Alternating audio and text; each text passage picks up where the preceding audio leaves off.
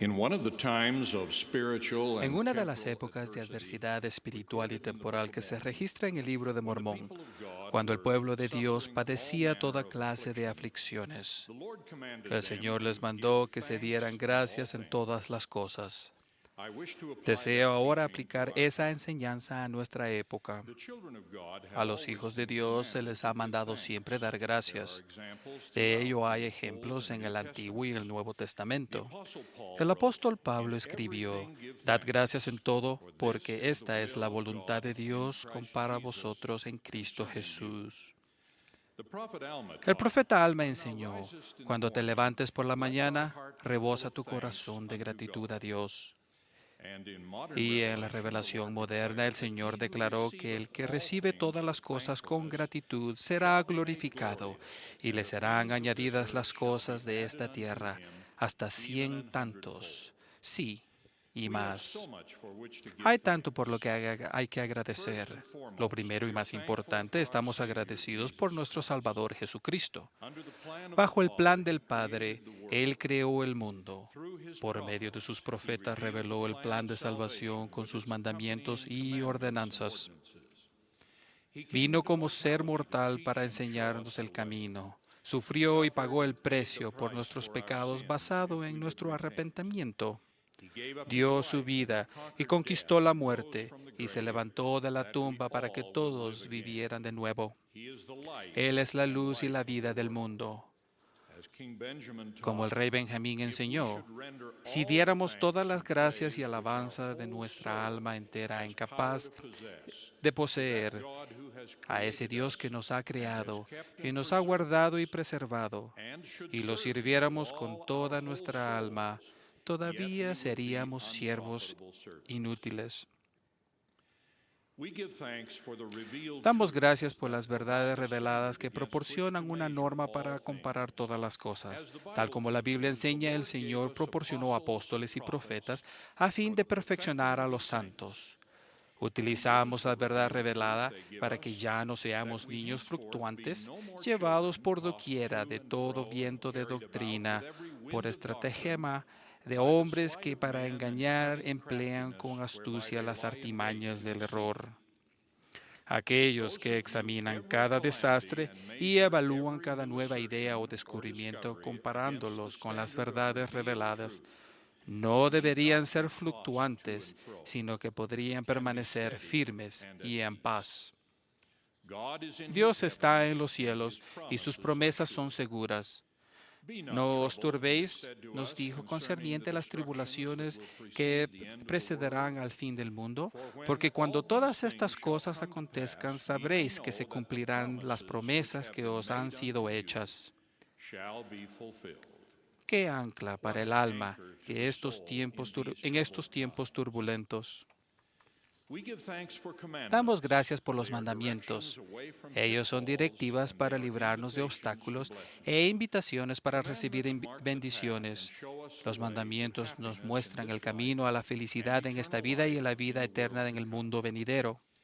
En los últimos 8 meses en las Filipinas, he escuchado muchos testimonios de las bendiciones del Evangelio.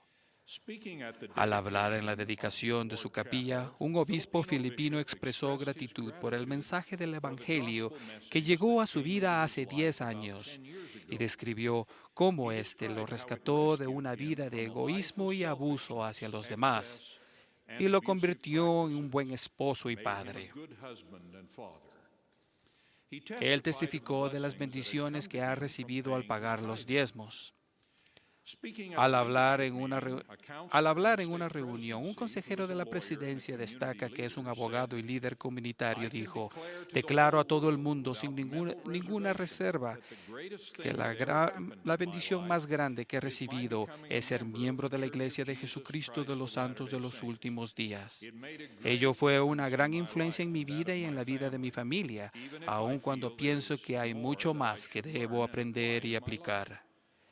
La Iglesia es sin duda una obra maravillosa y un prodigio. No necesitan viajar a las Filipinas para experimentar esa clase de testimonios, ya que son evidentes en cualquier lugar donde se vive el Evangelio. Sin embargo, mi esposa y yo estamos agradecidos por la oportunidad de vivir y prestar servicio en la Filipina, donde hemos conocido a miles de miembros maravillosos en un nuevo ambiente y visto el Evangelio bajo una nueva luz. En un mundo en desarrollo, aprendemos la importancia de establecer la iglesia no solo enseñando y bautizando, sino reteniendo a los miembros nuevos mediante el amor, los llamamientos y las ordenaciones, y también nutriéndolos con la buena palabra de Dios. Hemos aprendido la importancia de instar a los miembros a abandonar las tradiciones culturales que sean contrarias a los mandamientos y convenios del Evangelio y a vivir en forma que tanto ellos como su posteridad ya no sean extranjeros ni advenedizos, sino conciudadanos de los santos y miembros de la familia de Dios, edificados sobre el fundamento de los apóstoles y profetas, siendo la piedra principal Jesucristo mismo. La gente que hace esto se convierte en parte de la cultura mundial de mandamientos y convenios y de ordenanzas y bendiciones del Evangelio. Esas personas experimentan un cambio en sus corazones, por lo que ya no tienen más disposición a obrar mal, sino a hacer lo bueno continuamente. La imagen de Dios está grabada en sus semblantes. Esos discípulos de Cristo se encuentran en lugares donde el Evangelio y la iglesia se haya establecida. Tenemos muchos de ellos en las Filipinas y estamos trabajando para alentar a muchos más. Lo hacemos por medio de pilares de fortaleza, concentrando nuestras enseñanzas donde hay suficientes miembros dedicados para proporcionar la amistad, las enseñanzas y la ayuda necesaria a los miembros recién bautizados que se esfuerzan por aprender lo que el Evangelio requiere de ellos y lo que van a recibir por él.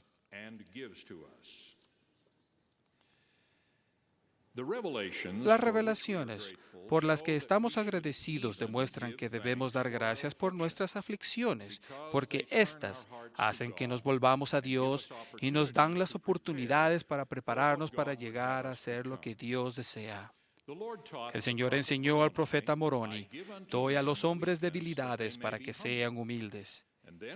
Si se humillan ante mí y tienen fe en mí, entonces haré que las cosas débiles sean fuertes para ellos. En medio de las persecuciones que los santos sufrieron en Missouri, el Señor les dio una enseñanza y una promesa similar. De cierto os digo, mis amigos, no temáis, consuélese vuestros corazones, sí, regocijaos para siempre, y en todas las cosas dad gracias, y todas las cosas con que habéis sido afligidos obrarán juntamente para vuestro bien. Y a José Smith, durante las aflicciones que padeció en la cárcel de Liberty, el Señor le dijo: entiende, hijo mío, que todas estas cosas te servirán de experiencia y serán para tu bien.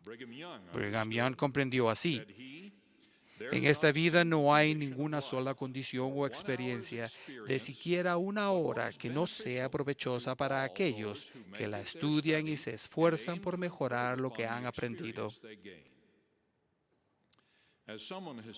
Como alguien dijo, hay una gran diferencia entre 20 años de experiencia y un año de experiencia repetido 20 veces. Si entendemos las enseñanzas del Señor, aprenderemos de nuestras adversidades y progresaremos por medio de ellas. Muchas de las enseñanzas de nuestros profetas modernos se compilan en las enseñanzas de los presidentes de la Iglesia. Nuestro curso de estudio para el sacerdocio de Melquisedec y la sociedad de socorro. Las doctrinas y principios eternos que contienen en estos libros son fuentes de guía divina. Los maestros prudentes de barrios y ramas se concentrarán en las enseñanzas inspiradas y en su aplicación a las circunstancias actuales, en lugar de sustituirlos por temas y sabidurías propias. Por ejemplo, en el manual actual leemos estas palabras del presidente John Taylor sobre el tema de la gratitud por el sufrimiento. Por los padecimientos experimentados hemos aprendido mucho. Lo llamamos sufrimiento, yo lo llamo escuela de la experiencia. Nunca he considerado estas cosas sino como pruebas cuya finalidad es purificar a los santos de Dios para que puedan ser como el oro que ha sido purificado 7 veces en el fuego. Pioneros como el presidente Taylor, que fueron testigos de la muerte de su profeta y experimentaron persecución y penurias increíbles a causa de su fe, alabaron a Dios y le agradecieron por medio de sus desafíos y valentía y de los hechos que realizaron para afrontarlos. Crecieron en fe y en espíritu.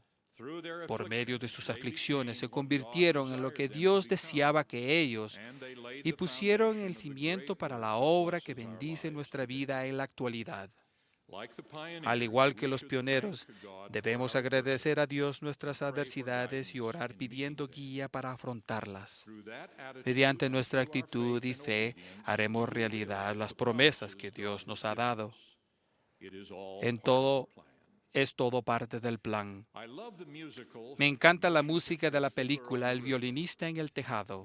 En ella, un extraordinario padre judío canta, "Si yo fuera rico". Su ruego memorable termina con esta pregunta: Señor, tú que creaste al león y al cordero, me sentenciaste a ser lo que soy. ¿Arruinaría algún plan eterno si fuera rico? Sí, Tevi, quizás. Demos gracias por lo que somos y por las circunstancias que Dios ha puesto en nuestro viaje de la mortalidad. En tiempos antiguos, el profeta Leí enseñó este principio a su hijo Jacob. Tú has padecido aflicciones y mucho desde tu infancia a causa de la rudeza de tus hermanos. No obstante, Jacob, mi primer hijo nacido en el desierto, tú conoces la grandeza de Dios, y Él te consagrará a tus aflicciones para tu provecho.